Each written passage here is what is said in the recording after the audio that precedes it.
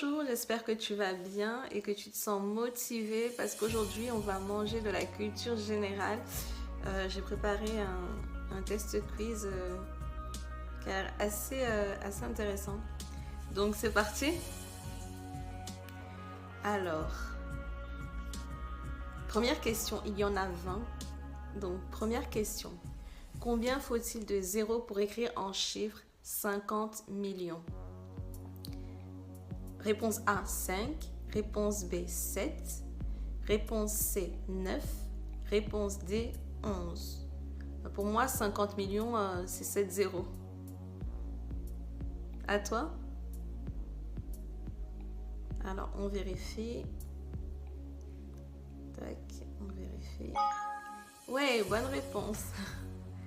Question numéro... Alors, explication, il faut l'écrire 50 millions, soit 7 zéros. Ouais, logique. Question suivante.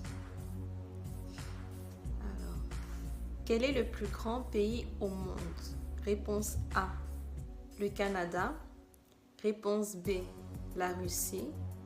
Réponse C, les États-Unis. Réponse D, l'Argentine. Waouh! Ben, moi, je dirais... la réponse B, la Russie, parce que j'ai entendu dire que c'était quand même assez vaste. Donc on va vérifier ça. À toi? On vérifie. Oui, c'est la Russie. Alors, la Russie s'étend sur plus de 9000 km. Wow. Question suivante. Combien de films compte la saga du Seigneur des Anneaux de Peter Jackson? J'avoue que je suis pas très Seigneur des Anneaux. Mais bon, on va voir. Réponse A, 1. Réponse B, 2. Réponse C, 3. Réponse D, 4. Moi, je dirais 3. Et toi? Alors, je réponds C, moi je mets... Oh, j'ai trouvé! Waouh! C'est la réponse C.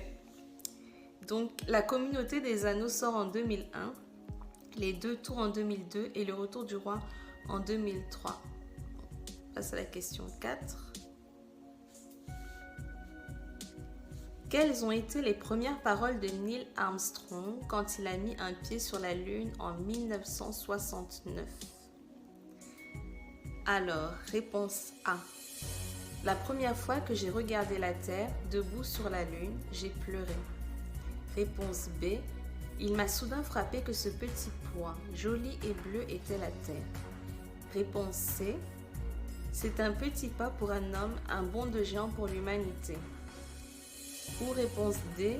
De l'autre côté de la mer, de l'espace, les étoiles sont d'autres soleils. Alors moi je dirais la réponse C, c'est un petit pas pour un homme, un bond de géant pour l'humanité. À toi? On vérifie. Réponse C.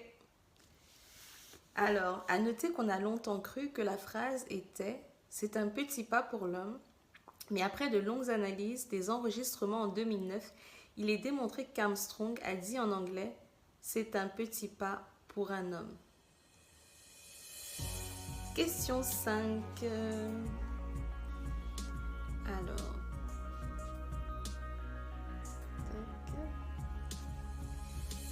Dans quel océan navigue-t-on au large de la ville de New York?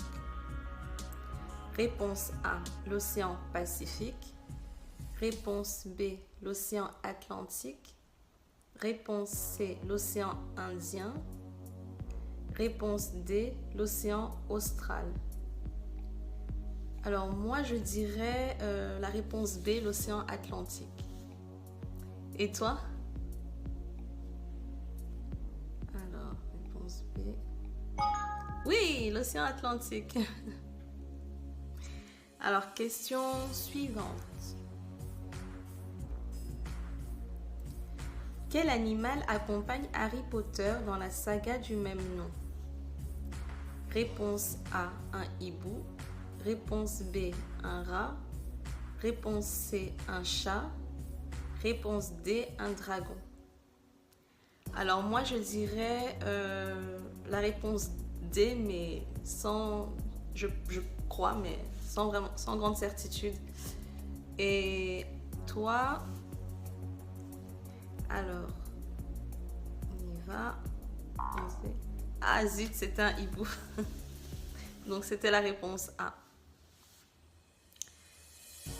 Edwige le hibou est offert par Hagrid à Harry Potter. Alors maintenant, question suivante. Qui est la question 7. Compléter est le nom de la série Netflix tournée à Paris in Paris. Réponse A, Julia in Paris. Réponse B, Emily in Paris. Réponse C, Betty in Paris. Réponse D, Naomi in Paris. Alors moi, je réponds B, Emily. Et toi?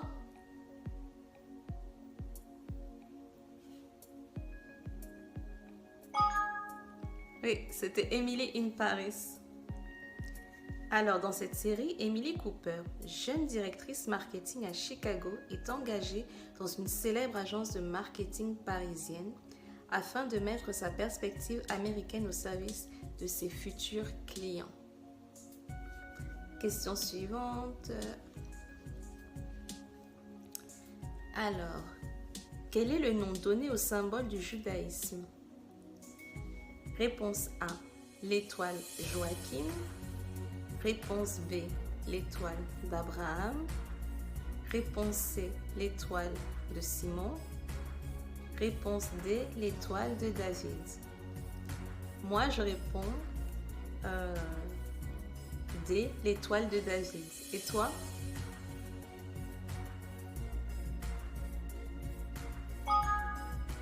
Eh oui, c'était la réponse D, l'étoile de David. Alors maintenant, on passe à la question numéro 9. Quel fleuve est commun à la France et à l'Allemagne? Wow. Ah, je pense que je sais. Réponse A, le Rhône. Réponse B, la Loire. Réponse C, la Seine. Réponse D, le Rhin. Alors moi, je dis réponse D, le Rhin. Et toi?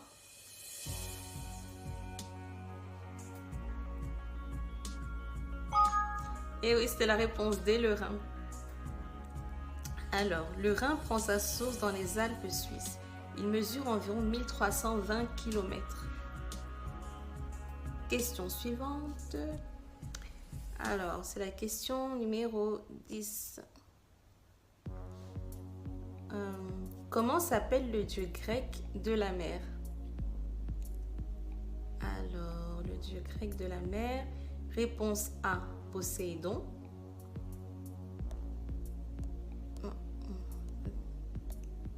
Ok. Réponse A, Poséidon. Réponse B, Zeus. Réponse C, Apollon. Réponse D, Arès. Alors je réponds réponse A, Poséidon. Et toi? La réponse A, Poséidon, je réponds. Oui, c'était la réponse A, Poséidon. Poséidon est fils de Cronos et de Rhéa. Il est aussi le dieu des tremblements de terre, des chevaux, des taureaux et des vents. L'équivalent romain de ce dieu est Neptune. Question suivante. Alors, sur quoi reposent principalement les travaux des scientifiques Pierre et Marie Curie? Réponse A, la radioactivité. Réponse B, la vaccination. Réponse C, l'électricité. Ou réponse D, la bombe atomique. Alors, je réponds A, la radioactivité. Et toi? Et oui, c'était la réponse A, la radioactivité. Alors, Pierre et Marie Curie, associés à Henri Becquerel, obtiennent le prix Nobel de physique pour la découverte de la radioactivité naturelle? Marie Curie est la... Qu'est-ce que l'exacosioexaxphobie? Non. Ok, je répète. Qu'est-ce que l'exacosioexaphobie? Réponse A, la peur des clowns. Réponse B, la peur du nombre 666. Réponse C, la peur d'aller au lit. Réponse D, la peur des requins. Moi, je dirais réponse B, la peur du nombre 666. Et toi? Eh oui, c'était la réponse B, la peur du nombre 666. 666 est le nombre de la bête ou chiffre de la bête dans l'Apocalypse de Jean. Patmos, au chapitre 13, verset 18. Le nombre 666 est associé au diable et a donc très mauvaise réputation. Question suivante. Quel est le nom donné à ce gâteau en photo? Je vais vous montrer.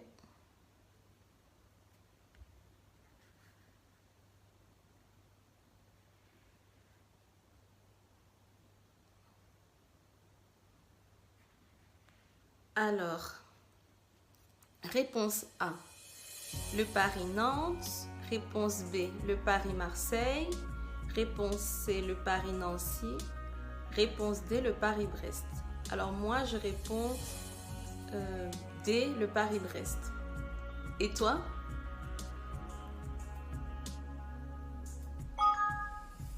C'était la réponse D, le Paris-Brest. Tellement délicieux. Ce gâteau a été créé en 1909 par Louis Durand en hommage à la course cycliste Paris-Brest-Paris. Question suivante. Alors, question suivante. Là, c'est déjà la question numéro 14. Dans quel sport peut-on faire un spar ou bien encore un strike? Réponse A, le basketball. Réponse B, le curling. Réponse C, le bowling. Réponse D, le patinage artistique. Alors moi, je dis réponse C, le bowling. Et toi? Alors, on va sur C. Oui, c'était la réponse D. Oh, le bowling. Question suivante. Quelle actrice incarne Erin Brockovich dans un film de 2000? Réponse A, Sandra Bullock. Réponse B, Julia Roberts. Réponse C, Cameron Diaz. Réponse D, Angelina Jolie. Alors, je dis réponse B, Julia Roberts. Et toi?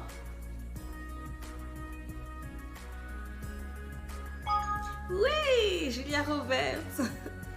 Donc, c'était la réponse B. Alors, question suivante. À quelle exclamation est associé le principe d'Archimède? Réponse A, bingo. Réponse B, nom de Zeus. Réponse C, saperlipopette. Ou réponse D, Eureka. Alors moi, je dis réponse D, Eureka. Et toi?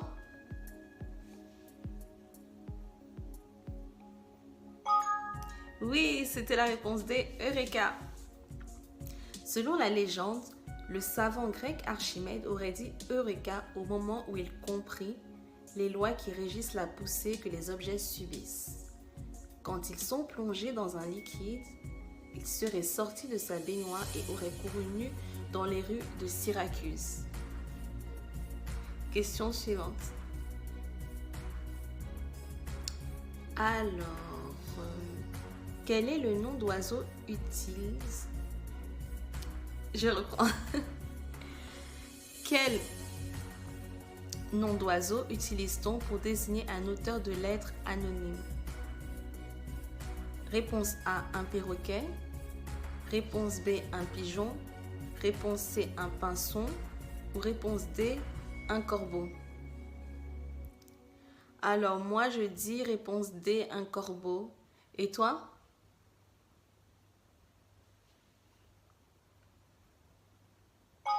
Oui, c'était la réponse D, un corbeau. Trop mignon. Alors,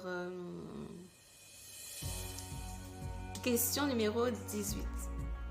Au cinéma, quel est le prénom du père de la famille Tuch, pardon. Réponse A, Jeff. Réponse B, Hervé. Réponse C, Germain. Réponse D, Rodrigue. Alors là, je pense pas savoir, mais je vais répondre à Jeff. Et toi?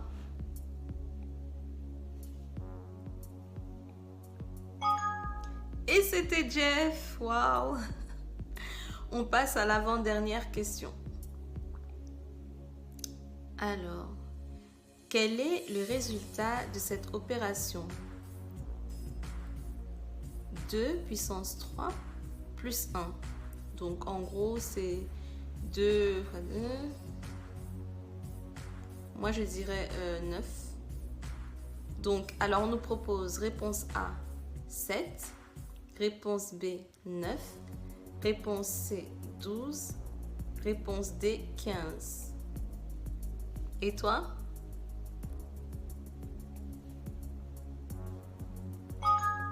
Et oui, c'était la réponse B9.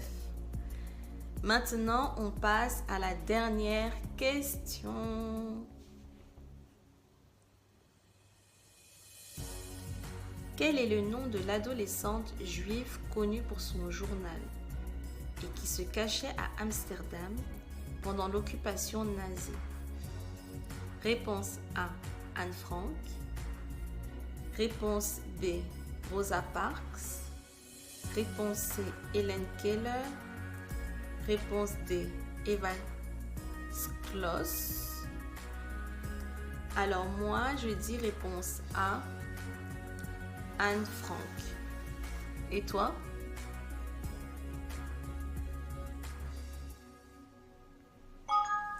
Et oui, c'était Anne Frank, donc faisant référence au journal d'Anne Frank. Alors, voyons mon score. Mon score. Waouh!